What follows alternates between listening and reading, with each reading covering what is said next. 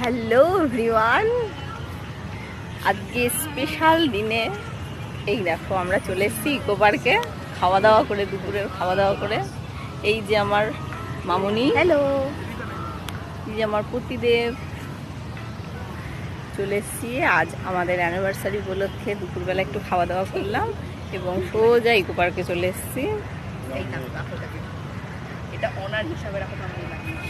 খুব ভালো লাগছে, ওয়েদারটাও ভীষণ সুন্দর। গরম হলে তো আসতেই পারতাম না, ভাবলাম এতদিন পর এত ভালো একটা ওয়েদার পেয়েছি, সেটাকে আর নষ্ট করে লাভ নেই, তাই চলে এলাম সবাই মিলে। সবাই মানে 3 জন মিলে চলে এলাম। ওই যে ইকো পার্কে যতবারই আসি না, মানে পুরনো হয় না। সব থেকে বড় কথা, মন ভালো করার একটা জায়গা।